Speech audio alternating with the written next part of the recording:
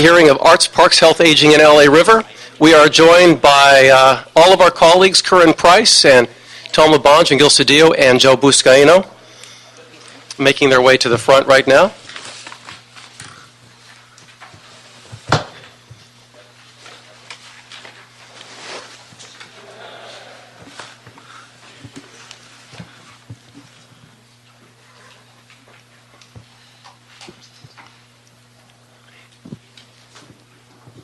How are you, man? Good to see you. Welcome, everyone. And colleagues, as there are no comment cards on items 1, 2, 6, and 7, I would like to move those forward on consent without objection. Well, on number 1, we should thank on behalf of Mayor Garcetti, that fine commissioner, Recreation and Parks. Are they here? Not here? Yeah. Well, we should thank her anyway, and, maybe send an email. Duly noted. They're doing an outstanding job. Again, items 1, 2, 6, and 7 without objection.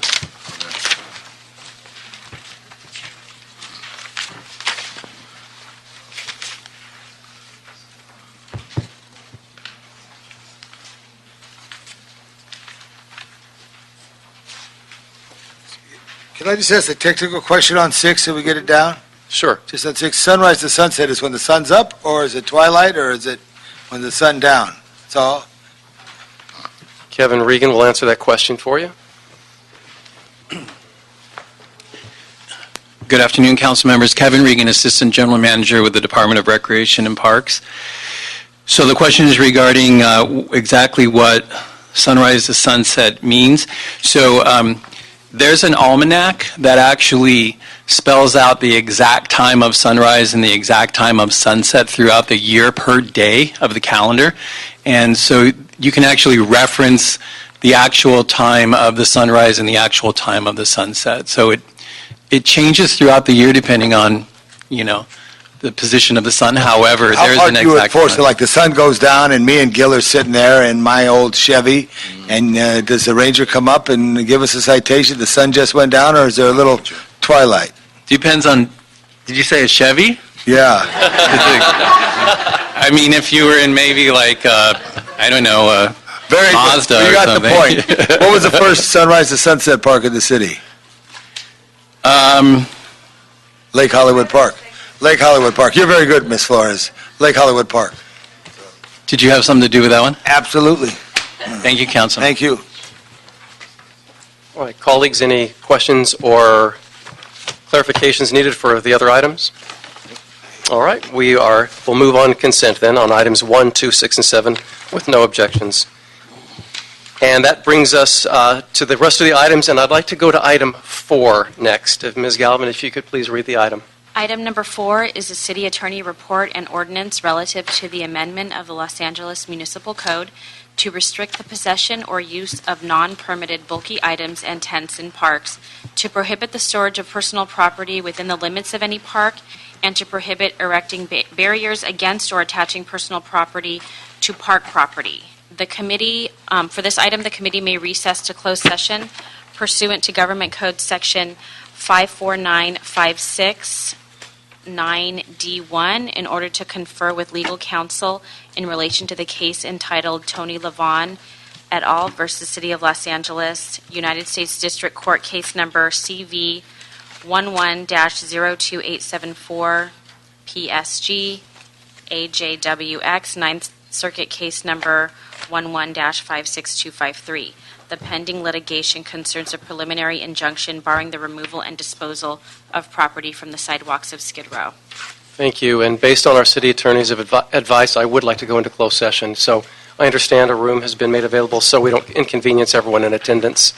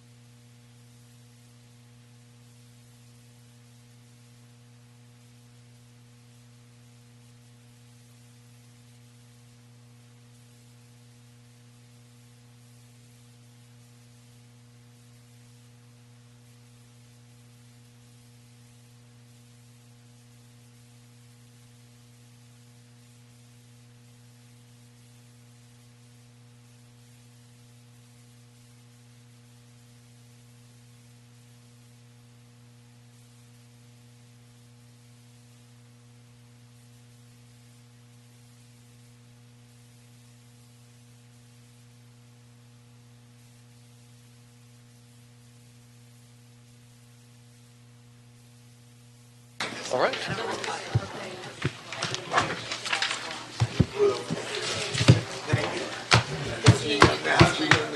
Okay. Good job. Okay, good job. Okay, terrific. Terrific.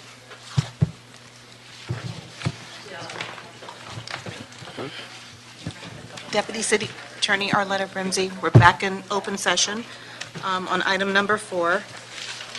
We met in closed session to confer with legal counsel. No action was taken. Closer to you. Move it closer to you. Can you hear me now? Can you hear me now? Shall I repeat that? Testing. Thank you. Thank you, Councilman Labange. Deputy City Attorney Arletta Brimsey. We had adjourned in closed session on item number 4. We're now back in open session. We conferred with legal counsel. No action was taken. Thank you. All right, and so to continue item 4, in open session, we're going to have Gonzalo Barriga of Sanitation, Kevin Regan from Rec and Parks, and Valerie Flores, City Attorney, up to the table. Is Gonzalo, yeah. Oh, okay. So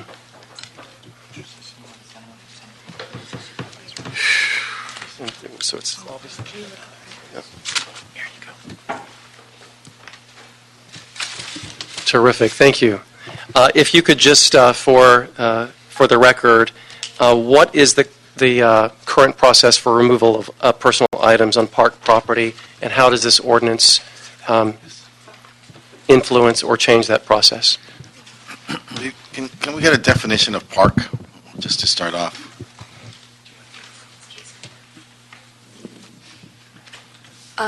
Well, the park definition of park is defined earlier in Los Angeles Municipal Code Section 6344 in the definition section, but it's defined as sort of a recreational place that has been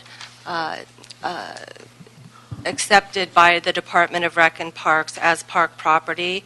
And is either owned, controlled, or maintained by the Department of Recreation and Parks as a park for recreational purposes. And isn't it defined by charter?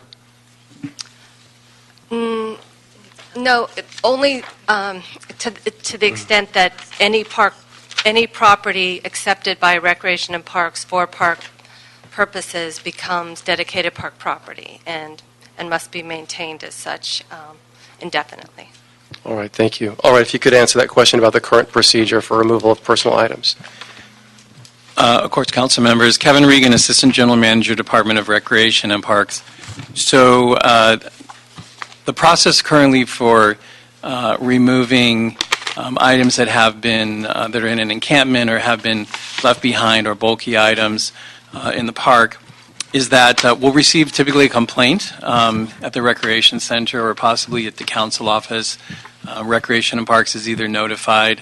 And we have, Recreation and Parks is unique in that we have our own maintenance crews, so we're able to do some of this work ourselves. We also don't have to rely 100% on LAPD for this, although they're very helpful to us, but we do have our park rangers that act as a liaison in that as well. So the first step in any time that we're going to be removing items from an encampment is that we'll go to the site, we'll meet with the people that are living there or have their items there, we'll post the site. Currently we're doing 72 hours. However, even though we say it's posted 72 hours, we typically give even much more time to individuals to get their stuff out. So what the rangers will do, typically they'll be the first ones on scene, and they'll meet with the individuals, they'll assess the condition of the location, they'll talk to everyone that lives there, and they'll make the notice, and then they'll ask for voluntary compliance. That's the first and foremost. And I might say that our rangers do approach this from a very compassionate standpoint, understanding that individuals oftentimes need medical care, oftentimes need other types of services, and so we do offer that as well if it's necessary. Our rangers have brought in emergency medical care for individuals, emergency feeding, emergency help, and other many. You say rangers? I think we only have like 3 rangers. Are you referring to general services, security services? I'm referring LAPD? to our LA City Park Rangers. We have we have 2 rangers that are assigned permanently Okay. to a homeless encampment type of detail. Okay, got it. So, although we have a very small, currently have a very, although it's getting bigger, but Right, takes right. time. But we do have a very small ranger contingent presently, but we felt it's important enough, and we do have a significant enough problem in the park system that we do have 2 rangers assigned to it full-time. One of them is a captain, the other one is a ranger, a full-time ranger. They're both peace officers, and they are very well-versed in dealing with encampment situations, personal property, as well as the individuals that live in the parks. So once that the posting is done, we ask for voluntary compliance. If things are removed, then fine, everything's good. We can kind of clean up any of the debris that might be left, and it's done. If not, then the rangers will also come in with LASA, and services will once again be offered to the individuals. And at that point, if the date of the posting arrives and we need to do a cleanup, then typically we'll arrive on that day with Recreation and Parks maintenance forces and some vehicles. We'll also come in with Bureau of Sanitation, and we have the wastewater inspection, the wastewater Environmental compliance. environmental compliance officers, sorry, and they'll come with us. We'll also typically have LAPD there, and LAPD is there really just to kind of help out with facilitating and general safety, et cetera, and LA City Park Rangers. So what happens that day is that we look at all the different items. We're separating items at that time. We're looking at bulky items, which will be disposed of. We're looking for any types of hazardous materials or anything that may be considered a hazardous waste of any kind, whether it's chemicals, whether it's things like urine and feces, whether it's narcotics or drug paraphernalia. Those things will all be packed and hauled by sanitation. And then everything that is left after bulky items and hazardous materials are removed is considered personal property. We'll photograph it, inventory it, bag it, tag it, and we'll take it to the warehouse to be stored for 90 days. At that time, we'll also leave a notification at the site as to where individuals can pick up their property if it was removed. Essentially, that's how it works currently. And how will it change with the adoption of the replacement ordinance? Well, Valerie can probably speak to that, but to my understanding, it will remain primarily the same with the exception of the notification. Remembering that parks do close, so at closing time, we're able to remove items, because they just can't be left in the park after closing. However, we'll also have a new period in which we'll be making notifications within 24 hours, and also bulky items can be removed from the park at any time, regardless of closing hours or not, as long as appropriate signage has been posted at the park. Okay. Valerie, would you like to add That something? was actually a good summary. So Okay. the new notice period will be, if it's permanent signage, we'll let people know that items have to be removed from the park when the park closes, and that if not, they'll be retrieved and stored, and where they can go to contact someone for retrieval. If before signs get posted, we can do paper notice, and that will be a 24-hour paper notice posting on the items, followed up by a placement of a post removal notice about where to go and retrieve the items. And again, there are a few other provisions that are peculiar to parks because they close, and there are other issues. One is that there's a prohibition on stringing or attaching personal property to other park property like benches, playground equipment, stands, trees, shrubs, and also there will be a provision that tents are not allowed in the parks to be erected. That is distinguished from shade umbrellas that are open on all sides. So those, of course, will still be permitted, but no enclosed tents or tarps that people can't see into. So those are the differences between the current process and what the new ordinance will do. And the Rec and Parks Commission had some recommendations in relation to personal items, such as picnic tables, items that park goers will typically bring in. for their occasion. Can you go over that and what the recommendations are? Yes. The Rec and Parks Board wanted to clarify that portable items used for picnicking, like portable chairs and tables, will not be considered bulky items. So we do recommend making that clarification if you decide to adopt the ordinance. Okay, you'd make that recommendation as part of the ordinance? Yes. Okay, terrific. All right, colleagues? I think, Joe? thank you. Just want to commend City Attorney's Office, Ms. Flores and Mr. Fuhr, for finding and striking a proper balance as it relates to this item. We have time and time again have seen a number of these public spaces just completely been thrashed by these high, huge, bulky items. We're not talking about beach chairs here, right? We're talking about tents and tarps that have that come with, unfortunately, a urine and feces and drug paraphernalia. So we owe it to the residents of the city to go to a park and or a beach that is clean, safe, and accessible.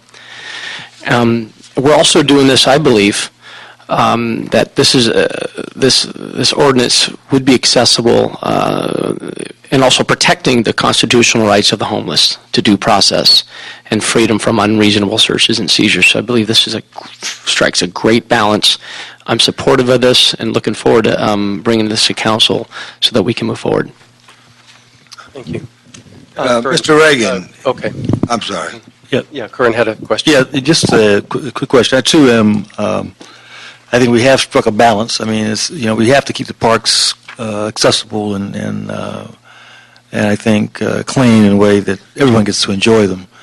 But just outline again the civil liberty protections that we're giving homeless and others who may choose to leave property subject to being collected. And I guess this is going downtown to the same collection facility that we've been using for a number of other purposes. Is that? Yes, unless, I know the city is looking for additional storage, so unless other storage facilities open that are closer, it'll end up going to the closest storage facility. And as I mentioned to the Public Works Committee, once the storage is full, then the city can't pick up any more items. So there's a guarantee in the ordinance that civil rights will be protected because items will not be picked up unless they're going to be stored. Now, but we don't know what the capacity is of that facility, correct? At least we didn't last week. Do we have some sense now? Is it almost full, three-quarters full? Or? Currently, it's about 25% full. No, it's about 75% Okay, so full. 25% left. Again, could you just review the civil liberty protections that are built into this as a way of protecting Right. So the individual, collective? The Constitution ensures all individuals, including homeless individuals, have the right to no unlawful searches and seizures or no unreasonable searches and seizures of their property. So what this ordinance does to protect those rights is to give notice. If you come in and want to use a park, as everyone is entitled to do, there are certain things that you can't bring into a park to begin with, like bulky items. You can't set up tents. If you do, they can be confiscated. And as to all your other personal property, you have to remove it when the park closes, and there will be notice of that, both either signage or written notice on the item itself. And then if someone doesn't have a place to put their items, the Rec and Park staff will store the items, and there will be information on the signage or the paper notice about how to retrieve those items. So we feel that provides sufficient notice and storage of personal property that will comply with the constitutional mandates.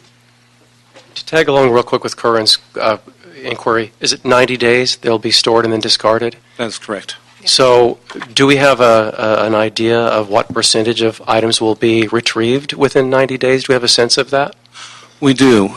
Chrysalis, which runs the facility, keeps a log of how often somebody picks up items. Currently, I think we've had, over the past year, we've had about 5 individuals pick up items. Out of how many? Out of, I believe there were about 200. Are we approaching the next 90? Because every 90 days you swap this out, right? It depends on when the items have been brought into the storage facility. When the 90-day limit has been reached, then it's disposed of. So of the, its current capacity is at 75%. Of the 75%, correct. how much of that's going to be swapped out within the next week? Do we know? Don't know. I don't have that figure, but we do have also for the voluntary storage, we have 200 bins that are available. Another question. Okay, sure. Thank you. Mr. Chair, if I can. Can I bring up security services? I know I see Captain Sanders here and her partner. I just had a question. Mr. Reagan, you mentioned about the three park rangers, right? Two we need to get, we're working on that, right? I want to understand the role of our security services and what role they play in this process, because Sure. two rangers citywide is unacceptable. I know we're working on that through our budget. Right. But I know as a senior lead officer, we work hand in hand with the park rangers and then general services, PD, now it's security services. How much of an impact are their boots on the ground going to have an impact on this ordinance moving forward and enforcing this ordinance? Well, I mean, we can let Captain Sanders answer that, or I can take a stab at it, whatever you want to Captain do. Sanders? Well, good afternoon. So the impact that it will have on us, what we have is a park closure and a park opening program that we have. We have 1 in 5, meaning one supervisor for five personnel that are responsible for closing and opening over 90 parks. And so it's random. We don't have the resources really to go ahead and pick up these items, nor do we have the storage for it. So it's either going to be the rangers can be beefed up, or we could be beefed Well, up. let me jump in real quick just to try to clarify a little bit. So I think it's really important to understand the role of either the peace officer rangers or the LAPD in this particular issue. So their role is really very limited in terms of the cleanup part of it, or the storage, or even the posting. So what happens is that Can anyone post? Can Yes. a senior lead officer post? Yes. Can an ECO post? anybody Okay. can. So here's what happens. The police do not, and nor should they, deal with any of these items. They don't pick them up. They don't store them. They don't throw them out. Discard them. So it's either Recreation and Parks staff or Bureau of Sanitation staff that does that, and that's after the site has been analyzed by those professionals, and anything that poses immediate threat to public safety health, or anything that's obviously trash, or anything that has is criminal contraband will be immediately destroyed, or bulky items. The rest of the stuff is bag tagged and taken. The police play only one role. Number one, they will go into the site, or the rangers will go into the site ahead of these types of cleanups. They'll make contact with the individuals that live there. They'll ask for voluntary compliance. They'll also see if the individuals need any help. Sure. They'll help to meet with LASA representatives who come out to offer services. Sure. They'll post, and then on the day of the cleanup, they're really there kind of like as a security for the forces that are cleaning up. So the police play actually not an insignificant, is very important, but they don't have a heavy burden on this. So that's why the two rangers in the park system are very effective. And the rangers liaison with LAPD and with Gina's group at Security Services when we need extra officers out on site. But the rangers make their way throughout the park system, contacting individuals, and as I said, in a very compassionate way, actually trying to help individuals as best we can. So this is very similar to what we're doing now with, I have a LASA emergency response team with a quality life car in the harbor. We're just taking this to the parks.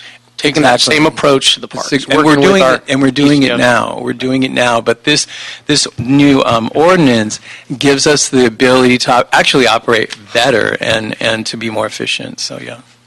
Thank you. Mr. LeBon, you had a question? Yeah, shopping carts. What do you do with shopping carts? Well, shopping carts are collected, and then there's a vendor that picks them up and returns Yeah, them. but what if there's stuff in the shopping cart? Well, then it's taken up. There's a notice given, and No, in the park. yeah. That's a bulky item. Okay, well, the shopping cart itself might be a bulky item, but all the stuff is in it may not be. There's So a shopping cart at Riverside Drive by the Pony Ride is it tonight at 10:30. What Okay. does Albert Torres do? Well, if the shopping cart has contraband in it, then we could pick it up and remove it, and if any personal items would be bag tagged and stored. So that's physical work. It is, but Albert probably wouldn't do it. Albert's our captain I on the just park. threw that out. It could have been somebody else. If Albert was in a Yeah. Ford, 56 Ford, 71. Chevy. 71. Get it right. No, the Rangers will do the best they can. If we need to, we'll get an emergency maintenance crew in. If the shopping cart isn't posing any hazard, more than likely what he'll probably try to do is meet with the individuals the next day and talk to them about the cart. I mean, to be honest with you, Albert is our captain, Albert Torres. He's the captain in the Park Rangers. He was going to be here today, but he was on actually a pre-scheduled vacation day. Albert has been now in the park system for so long, he knows many of the individuals, and he has like a relationship with them, so he's able to talk to people. And most of the time, believe it or not, we get more voluntary complaints than we ever have to haul. Yeah. I just remember there was a story that when you lost the parks in 1992, LA Times had a magazine, and it had a horrible picture, and this is what sprung The dead park. action with Gloria Molina in trying to turn up the dead parks, et cetera, et cetera. And then further around that same time in Orange County, there were needles in parks, and it became a real big thing. So I don't think we ever want to lose the parks, and I almost want to think it's tough because everybody enjoys the park no matter what it is. And Memorial Day was in Griffith Park, and there were so many families in the park. I felt real good because they have no place to play with an openness that the park provides. That's why, in addition, members, just we know we're talking about bulky items, I don't want to get a violation from the city attorney. We want to make sure they get water, so the water's still green in the parks too, because that's their backyard and front yard. All right. I agree, Councilman. I would say that, look, the bottom line on all of this is that this is really an effort to keep the parks clean and safe and usable for the public, and that speaks to the charter definitions of a park. It have to be for a park purpose, and it needs to be open always for the public, and except during closing hours, and available for use. Thank you. Mr. Cedillo. So you've got 2 rangers for 90 parks, 45 parks per ranger. What would be the optimum in terms of staffing? In terms of the Rangers, so we did bring before you. Roll out this program if you wanted to have an optimum. Oh, on this structure. particular program? So yeah, if we had 2 rangers working in really every large geographical area of the city, so like 2 for the San Fernando Valley, 2 for the Metro, what we call the Pacific, or kind of South LA and Wilmington, and then West Side, so it'd be 2, 4, 6, 8. So 8 would be a good number to manage if we were to have permanently assigned staff. Of course, they'd be full-time and peace officers as well. And then what would be the optimum infrastructure in terms of storage, and where would you cite that if you were able to? I mean, I think it would be great if the city could have a storage facility in each geographical area, like San Fernando Valley, South LA, West Side, et cetera, Metro. The problem is, we have to haul the stuff all over, and also the individuals have to cross town to come get it, so. Okay.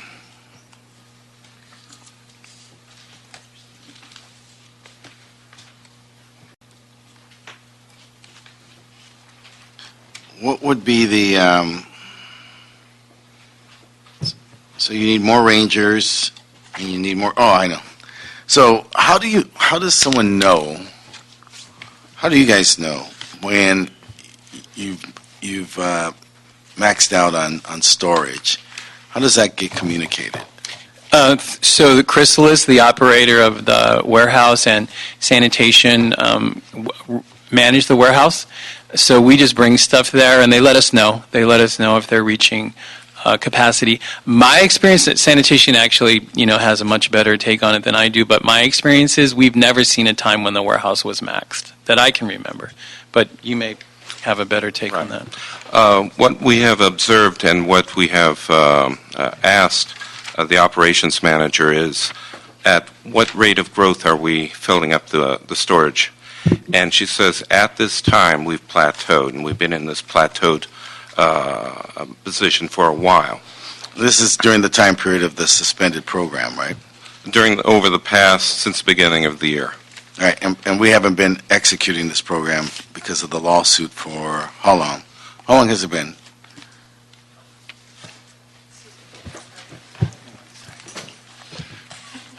Valerie Flores, City Attorney. We have been cleaning up items even during the lawsuit. We have had a full program in effect through the Bureau of Sanitation. The only difference is that currently we're giving 72 hours notice, and the new ordinance, both for sidewalks and parks, would propose 24 hours. But even under the injunction, we are allowed to pick up items from public spaces. We just have to bag tag and store them, which we've been doing. And just to add on that, the benefits of the new ordinance is that it helps us deal with bulky items, which is a huge problem. So that's an important differentiation between the personal property, which may be everything from, bedrolls and pillows and blankets and IDs, clothing, et cetera, you name it. License identifications, things Yeah, like that. IDs. Sometimes individuals, that's another interesting thing is that many times when we make contact with individuals in the park, they don't have an ID. They don't have a passport. They don't have, and LASA, in collaboration with our park rangers, actually help them to get the types of documentation they may need to be able to even obtain services. So it's kind of like a two-way street. And very cognizant of personal property as opposed to hazardous materials and or just simply trash and or bulky items. Right, financial records, mail. It's all kinds of stuff. You'd be surprised what you find, and it's all collected, and it's the individual's personal property. In some cases, it's all they have. Yeah, and I believe that the Bureau of Sanitation has had trainings in how to distinguish between personal property that needs to be bag tagged and stored and hazardous materials to make sure that those, important papers, photographs, eyeglasses, all those things are kept and stored. I can tell you, council members, that I've been in a lot of meetings with a number of different departments from the city family, and the interesting thing that I've found about this whole process after the postal litigation, et cetera, is that everyone takes it really serious. Everyone really is out in terms of city employees to try to follow the rules and to try to do it correctly. And it takes a lot of extra work, but the city employees have really rise to the occasion. And sometimes they do it under very adverse conditions, I have to say. So it's been a real learning experience, and I think it's just shows the value of and the compassion of city employees as well. I honestly believe that. Yeah, there's no question they're doing a great job. I have the 110 corridor, and there's jurisdictional questions. Is that the state, the highway, or is it the park because we own part of it? Who has the authority? And then going there to see if we can provide services and housing, et cetera. And you guys have done, the city family's done a great job, given the limits. And I want to talk a little bit more about the limits. So we're at a plateau. I've heard us say we're at a plateau, right? And we're at 75%. Growth, yes. Okay. So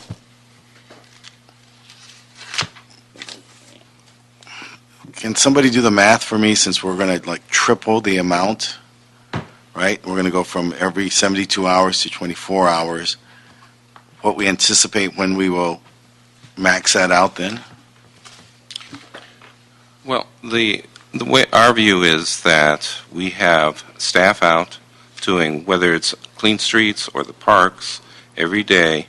We're not increasing our staff. We're doing the same number of homeless encampments. We'll be bringing in the same rate of personal property as we had before. So we don't anticipate a great increase in the storage. Okay. I understand what you're saying, council member, in terms of the notification, but I do agree it's not going to, because we're notifying. Give somebody a notice of 24 hours instead of 72, but because you're not going to ramp up your staff, Right. you're not going to execute it for 72 hours then. So you anticipate being at the plateau, so you're asking us to then move a policy that you don't anticipate, that you're not planning or preparing to enforce in a way that has any changed impact. Well, no, I think, and again, I would really like to differentiate between, when we talk about hauling materials to the warehouse, those are only the personal property. The thing that has been a real problem for the park system and for the community, and quite honestly for many of the council offices, is bulky items. This ordinance gives us a tremendous benefit in dealing with bulky items. It's huge. So that's what we need. And the 24 hours makes our ability to handle situations much more flexible, and it doesn't automatically mean that we're going to just ramp up and be going out and removing every 24 hours. I mean, we do 72 hours now, and as I told you, oftentimes we Right, give... and you have no plans for additional staff. I mean, I appreciate that. I'm just trying to get to Right. see what we're being asked to vote on. So, Right. for example, in our district, we did a pilot. We added $1 million that provides us an ability to pursue bulky items. Right. We evaluate the infrastructure. We learn that we don't have enough trash cans, so we have a plan to increase that. So I understand how we have to execute a plan and a program, but I haven't heard any of that here. So what I hear us being asked to is vote on a program for which we have no plan for execution. And so I'm just trying to see what that is. Well, I think certainly the plan for execution at this time doesn't... At least not in, you told me that you weren't going to increase the staff. Right. You told me we're at a plateau on terms of storage. That's at 75%. I've asked, well, we're going to go to a notice that says 24 hours instead of 72, and you say, well, we're not going to have any new staff to execute that. So then we're putting a law in for which I don't see us being capable of Yeah, well, I think, and Valerie can executing. probably clarify, but I think that one of the things that the ordinance does is gives us the ability to handle things in a more expedient fashion that actually increases your staff efforts. It's almost like when you are doing everything manually and you automate. It's a similar thing. The ordinance is going to increase our ability to manage these materials much more effectively, Okay. just by that alone, increasing the staff's ability. Then tell me when we max out then on storage, and then what we do when we do hit the max. Okay, I just wanted to add that being able to pick up when a park closes or in 24 hours does allow you, even with the same staff, to prioritize problem areas. So under the current injunction protocol, we would, no matter how bad the situation is, needles in a sandy playground or homeless encampment on a Little League field, we would have to wait 72 hours. So this ordinance would allow us to, in high priority You have no situations... emergency powers that you could No. move to? Not now. But this ordinance gives us that tool to prioritize and maybe jump ahead in the line for these really serious, situations, even with the same amount of staff. So it does actually give a very valuable tool. And I think Valerie picked those two examples, needles and the encampment on a Little League field, because those both have actually happened, and she probably remembers those incidences. Let me suggest to you, and I would even be happy to, if I could vote for this, to amend this, but it seems that in that scenario, you need emergency powers to act at that point. I don't want you to wait 24 hours if you've got needles and sand. And so that, and what was the other example? There was an encampment on a Little League field where children were playing and they wouldn't move. Right. Yeah, and now under the current ordinance, we will be able to go right in and get those hazards out. We wouldn't even have to wait the 24 hours. So, again, but with the tents, those might not be considered, emergencies, so we would have to wait the 24 hours. So what changes from the 72 to the 24 that gives you the ability to do the emergency intervention on the needles and the sand?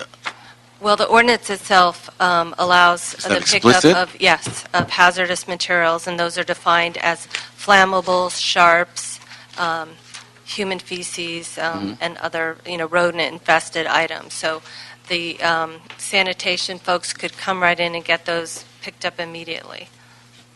And that's not in our current ordinance? Well, we do believe, even under our current protocol, that we can go in and get those sorts of items. But this ordinance, the current ordinance actually doesn't have any discussion of hazardous versus non-hazardous materials, and that's what we're seeking to replace. But under the protocol, we believe as a city, yes, we do have the ability to go in and get hazardous Okay. materials. But it's the rest of the encampment, the bulky items, the tents, that this will give us a tool to get them out faster. Again, with same Without staff, you would separate just staff. reprioritize and decide which situations needed to be addressed first.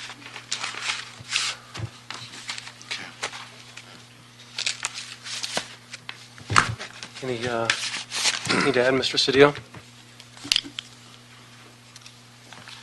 Yeah, and in some sense, we just want to point out that we're codifying the injunction, the terms that we're living with under the injunction, but we're cutting down the time period from a mandatory 72 hours to, a park closing or 24 hours, whichever comes first.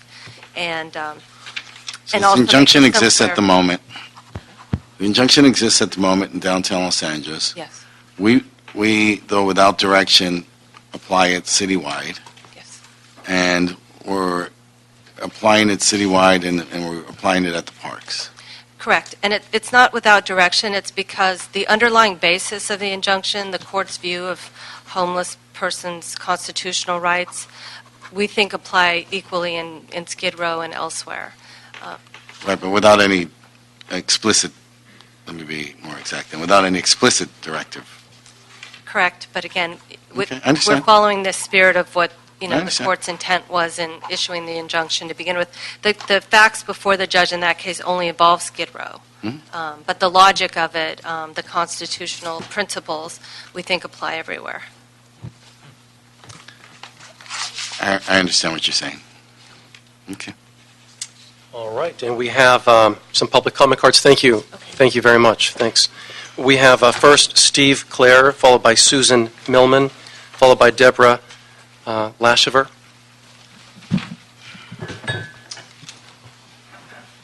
Good afternoon. Good afternoon. My name's Steve Clare. I'm the Executive Director of Venice Community Housing. We're a nonprofit community development organization focused on issues of poverty and a lack of affordable housing and homelessness in our community. I'm so disappointed that you are considering this ordinance. Mr. Clare, can you speak right into the mic, please? Sorry. Yeah. Mr. Santana just released his report saying that the city is spending $100 million a year on managing or dealing with homeless people without addressing any way a solution to the problems. Between 53 and 87 million of that is being used by the LAPD. This is just criminalizing homelessness. That's what that 87 million is, not counting the salaries that the police officers have. That's not included in Mr. Santana's report. I want to correct something that Mr. Reagan forgot to mention, that this ordinance, as proposed, does criminalize various violations of the ordinance. In fact, it is a misdemeanor to prohibit not to remove bulky items, to erect a tent in the city park, to attach lines to public property. These are all misdemeanor offenses that are policed by the LAPD. The National Law Center on Homelessness and Poverty and the National Coalition on Homelessness have identified the city of Los Angeles as the meanest big city in America when it comes to housing and when it comes to policy relating to homeless people. This is not an ordinance which is going to further the city's ability to address this. They mentioned earlier that this ordinance is being considered in conjunction with a similar ordinance on public property. I'd like to continue for a little bit longer. No, we have other speakers, so I'm going to have to ask the next one to come up. Thank you.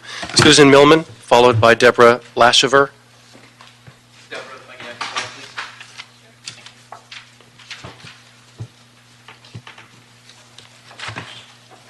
Hello. Hello. My name is Susan Millman. I'm a 40-plus year Venice resident. I've walked on the beaches all those years. I walk nearly every morning. I have witnessed the sweeps that first occurred once every 3 months, and then once every month, and now occur every Friday. This is pretty much simply, I don't see it as fair and balanced. This is criminalizing poor and homeless people. This ordinance is in conjunction with the other city ordinance that makes it a crime to have your personal property pretty much anywhere in the city that is public property.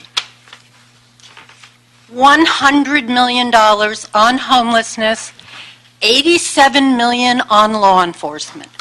That is what we are getting. That is what this ordinance will expand. Law enforcement. I have been there on the sweeps. I have seen them confiscate people's property. I have seen the police treat people, I must say, I don't think really respectfully. This is misplaced. This is nonsensical. We should be working on solutions, something balanced, safe parking, safe sleeping, centers for showers and services. They have it in other big cities. It's successful. You guys must know about it. Transitional housing, low-income housing. We have to start looking at solutions instead of sitting here trying to circumvent the Lavon ordinance. It's complicated. We all want good parks, but we don't want to criminalize poor people. Criminalize poor people. Thank you. Hi, my name is Deborah Lashever. I'd like to ask, where do personal items belong then? There is no storage facility in Venice. There's a storage facility for 26 people in Venice.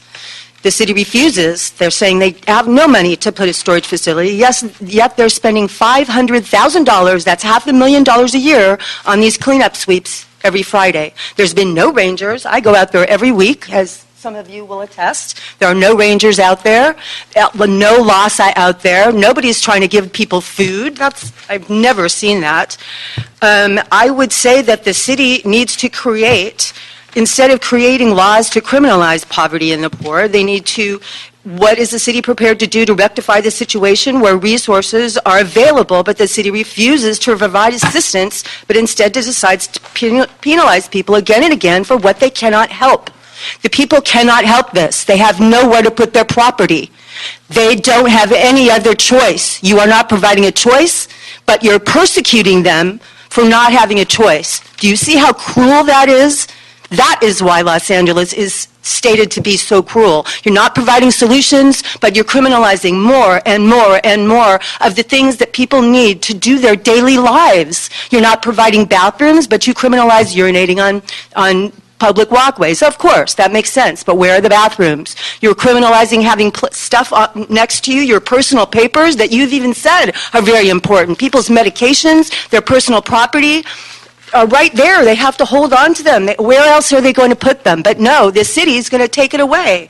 And it doesn't circumvent giving somebody 24 hours to violate their their civil rights is not okay. It's just postponing violating their rights. It's not giving a fair and balanced situation at all. So I'd really like to hear what you guys are prepared to do to solve this problem rather than continually criminalize it. Thank you, Ms. Lashever. Next we have General Jeff, followed by General Dogon.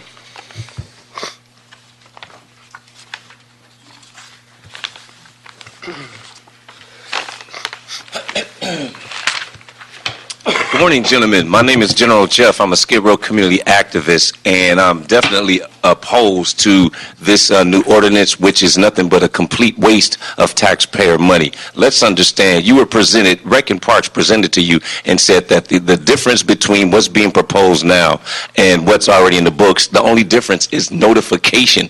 That means there's already systems in place. For example, the Jones settlement, people can sleep on the streets between 9 p.m. and 6 a.m. So that means between 6 a.m. and 9 p.m., there's no property to be on the sidewalks.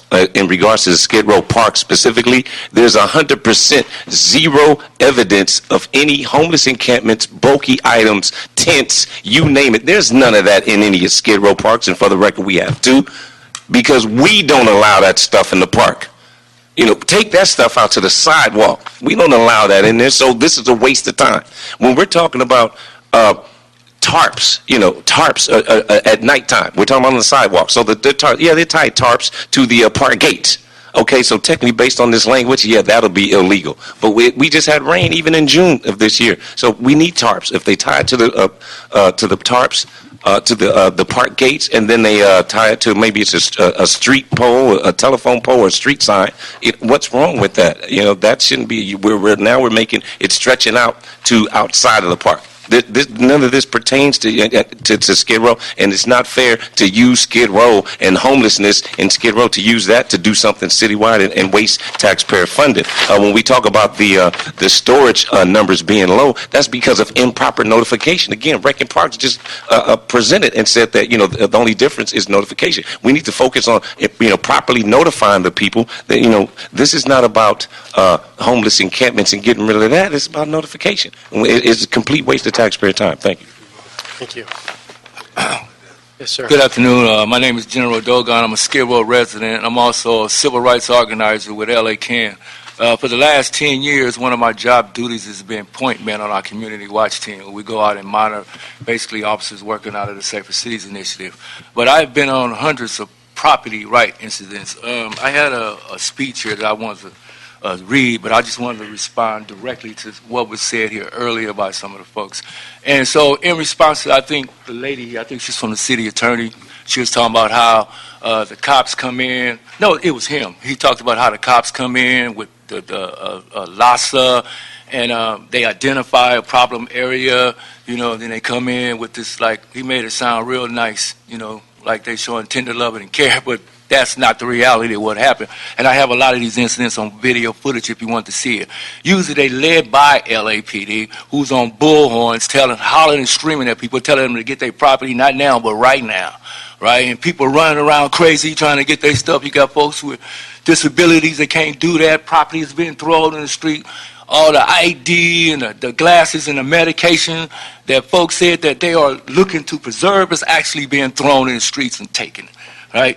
And another thing I want to talk about was the storage facility. And so I was here at the last meeting when Cedillo asked the board what was the capacity of the storage facility. Nobody knew. I didn't know myself, right? So that's why after the meeting I went to go find out, which is what they should have did, right?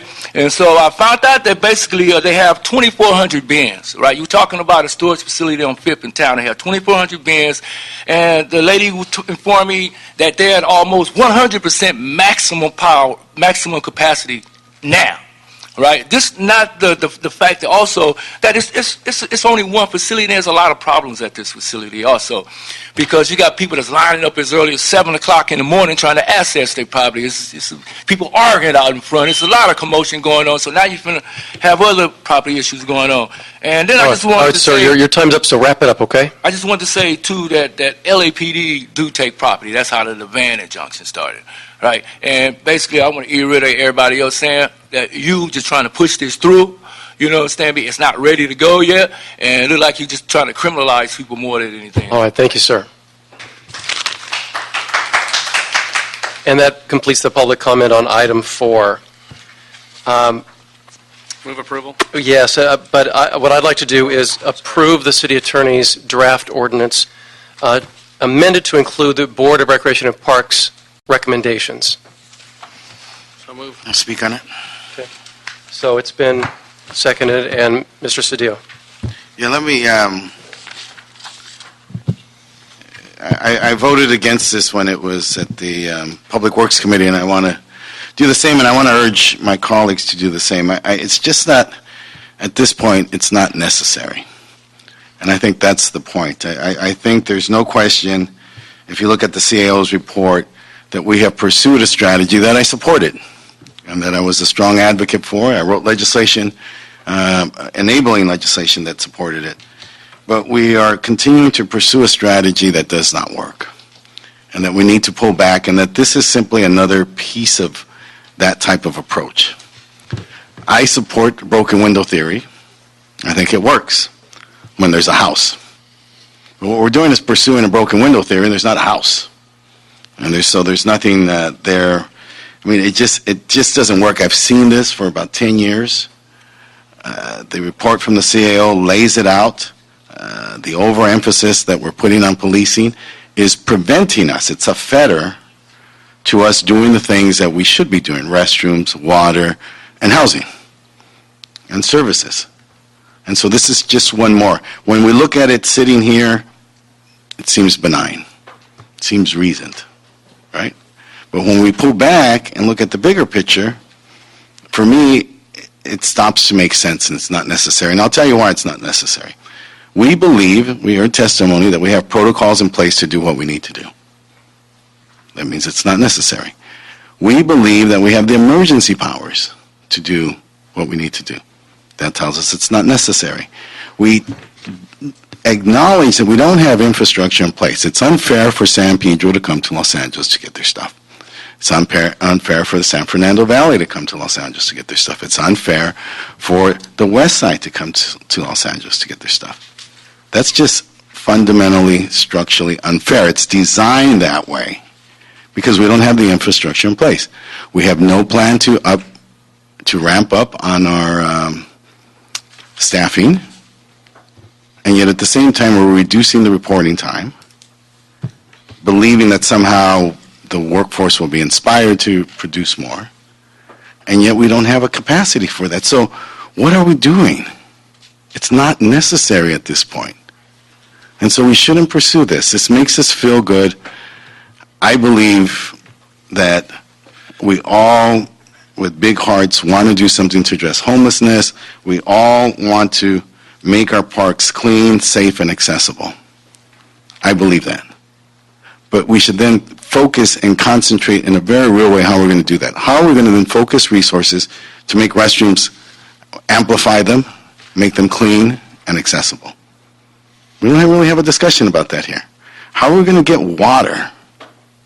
Just a simple thing of water and water faucets in the midst of a drought in public space. We're not talking about that. We're not talking about how we're going to do the things on a daily basis, targeted and specifically at these parks to make them clean and accessible and safe. What we're talking about is some anecdotal experiences that were put forth in front of us, and then we're trying to, from those few anecdotes, which are valid and important, but not the basis for this broad stroke policy that just continues us down the wrong path. I know it's difficult to say no, but at this point I have to say, and as I said, I've worked on this. I have a portfolio of legislation on this area, but I have to say for us as a policy, distinct from what the law says, but as a policy position, we don't have to limit ourselves to simply what the law says. We know that there's an injunction, but the injunction is limited to a specific part of town, and we're being asked to act as if this is a broad stroke policy that applies to the entirety of the city. We have an opportunity ourselves collectively to fashion a broader policy that rises above the minimum standards set forth in the law, but actually can address the challenges that confront us as a city. And I think we need to do that, and the way we start by doing that is to say no to this proposal. Thank you, Mr. Cedillo. Colleagues, any response? No, I think Mr. Cedillo made some good points, but I believe this is a step we got to take and maybe adjust it. I do believe what some of the public speakers said, absolutely, if there was one wish I could have, that there would be more public facilities. But sometimes in public facilities, there's vandalism by others that it takes it away. I love public water fountains, but they get vandalized. So what do? We stop doing public water fountains. So there's a way that may be doing it, but I think the councilman of the district has been very strong on this, and I think I'm going to go with the councilman of the district as we look forward to that, but look for other things and try to find a mechanism from the CLA's office, a mechanism for this new committee that is President Weston is putting together on. I don't think it should be ad hoc. I think it should be a real committee. One reason why we are still where we are today is everything's been ad hoc, basically. There should be a committee on homelessness and trying to break the cycle and find ways to get families back involved with lives and other things. So, but I do respect what you said, Mr. Cedillo. Thank you. Thank you. Yeah, if I can too, Mr. Chair, thank you. I too want to comment on Mr. Cedillo's concerns, and they're all valid. Truly, they're valid. We have a mayor, we have a council president forming this ad hoc committee who is dead set on resolving the homelessness issue in the city of Los Angeles. That's evident. That's not going to happen overnight. We need the tools in place to be responsive to our council members, the staff that field the numerous calls almost every single day, and to the residents that we serve as well.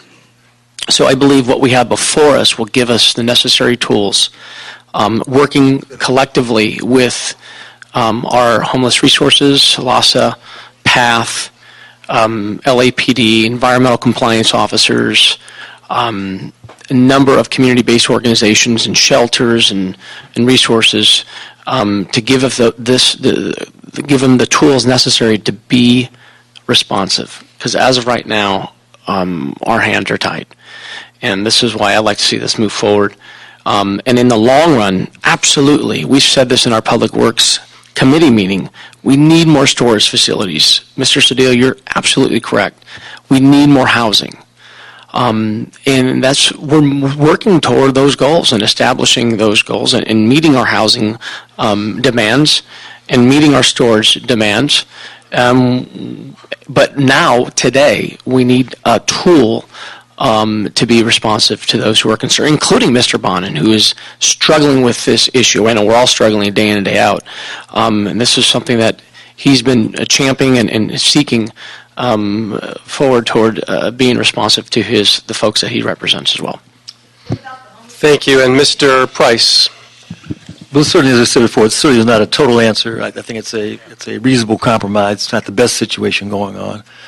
We do have to find more comprehensive, I think, solutions to the problem of homelessness. I'm anxious to serve on the committee, on the ad hoc committee, and I agree. I think it should be a permanent committee, but right now it's an ad hoc committee. And we're going to be looking at a number of policy changes and initiatives, I think, that will help us address this problem in a much more real, much more sensitive way. But I support the process as a tool to move forward in parks, and let's see if we can be effective there as well. Thank you. Thank you. Good discussion, and it was worth having. Thank you. And at this time, I'd like to call for a roll call vote. Mr. Bunch? Yes. Mr. Cedillo? No. Mr. O'Farrell? Yes, in approving the city attorney's draft ordinance as amended to include the Board of Recreation and Parks amendments. Yes. Okay, Mr. Busqueno? Yes, as amended. Mr. Price? Yes, as amended. Okay, then it carries as a committee report that will go forward with a no from you. Thank you. Thank you. Okay, colleagues, I understand Mr. LaBonge has something to get to. Thank you. We are now going to hear item 3. Ms. Galvin.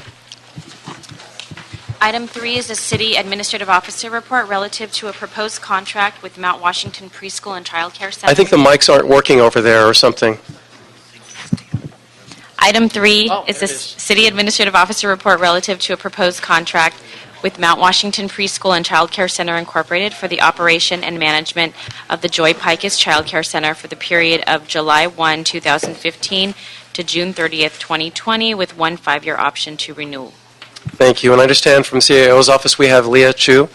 Thank you. Welcome, Ms. Chu. And could you please go over the recommendations in the report? Hi, good afternoon. And so what we have is Again, I think her microphone is not working. Maybe, I'll come a little closer. Okay. So what we're recommending in this contract is that aside from the approval and authorization for the board to execute this contract, we're also recommending a few changes. One of them is to include Section 15, entitled the ratification, and this is at the request of the department. And that section would now state that at the request of Rec and Parks, and because of the need, therefore, contractor began performance of the responsibilities contained herein prior to execution of the contract, which were required prior to the execution hereof. By execution of this contract, Rec and Parks hereby accept such services, subject to all terms, covenants, and conditions of this contract, and ratifies its agreement with contractor for such services. And so we're also requesting two additional changes that to accurately reflect responsibility for the security cameras in the Joy Pikas Center. And that change includes replacing Section 7.1G to say GSD will maintain, repair, and if necessary, replace the 24-hour key card security alarm system. And the second change is that we're going to insert Section 7.5, which would state for the LAPD will maintain, repair, and if necessary, replace the entrance monitoring cameras at the front door, back door, and play area. And those are the changes that we're recommending. question, excuse me, there are 86 children being served? Yes, that's the capacity of the Joy. And what percentage of children are actually the children of city employees? I'm not sure, actually. Can I ask for Joel, maybe?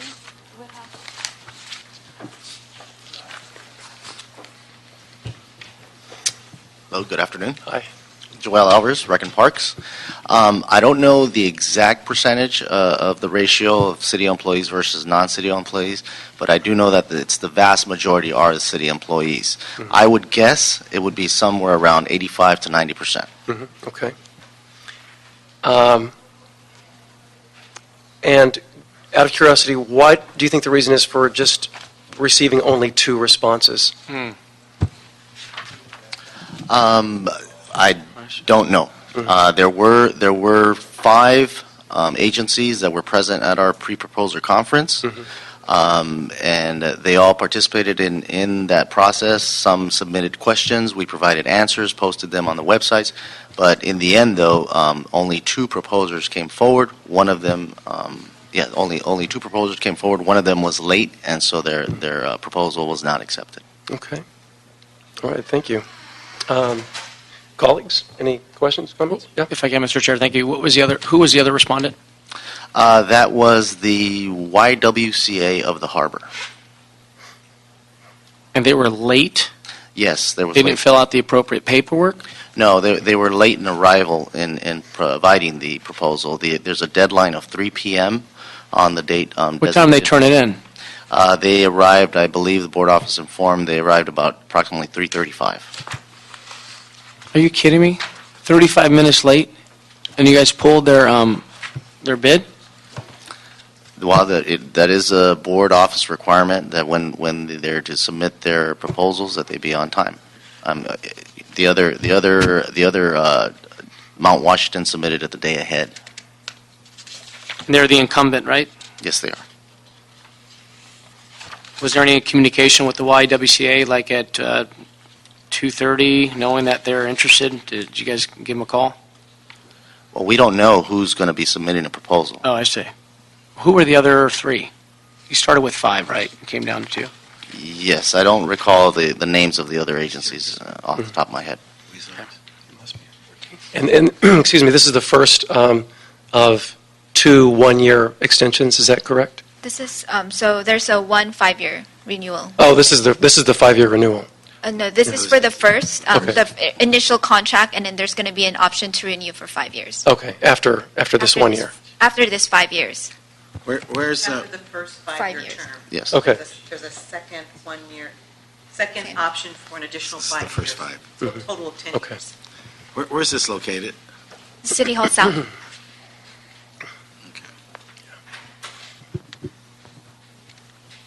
All right, well, Move approval? yeah, I think so. I don't see any objections to this, and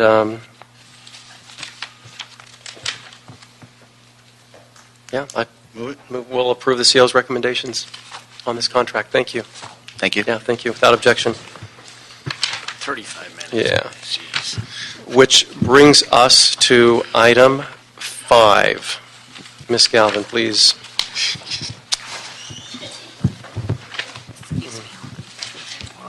Item 5 is a motion, Buscaino Parks, relative to a request for the Department of Recreation and Parks and the Port of Los Angeles to report on the feasibility of establishing a dog park in the Intercabilla Beach area. And we have Recreation and Parks up, and I'm going to turn the floor over to Mr. Buscaino. Thank you, Mr. Cedillo, for your excitement on this item. He already wants to move it. He wants to move it. Colleagues, as we all know, the city of Los Angeles does not have a dog beach, which is unfortunate, and we deserve one. And what better opportunity to look at the Intercabilla Beach, where year in and year out gets an F rating by Hilda Bay and a number of the other environmental groups. That's a disgrace in itself, but I do want to commend the port for making the investment year in and year out. Believe over $20 million over the course of the last several years. I don't know, Eric, 10 years we've been trying to clean up this beach to no avail. And it's because of the failure, the lack of water circulation in the Intercabilla Beach area. But today you will find families down at the Intercabilla Beach splashing in the water. We still scratch our heads to figure out why. We need to send a message to the people that that beach is not safe. So my idea is give it to the dogs. It's already gone to the dogs. Why not give it to them? Give it to the dogs. Or the closest dog beach we have, I think there's 3 local, I don't know if you want to call it local. There's one in Malibu, one in Huntington Beach, and one in Long Beach. In a time when we're trying to activate and promote the LA waterfront and bring people down to the LA waterfront, this will be a perfect opportunity. So we have some questions here. Kind of what are the next steps that we need to do to create the city's first dog beach in the Intercabilla Beach area, and some of the obstacles that you foresee moving forward?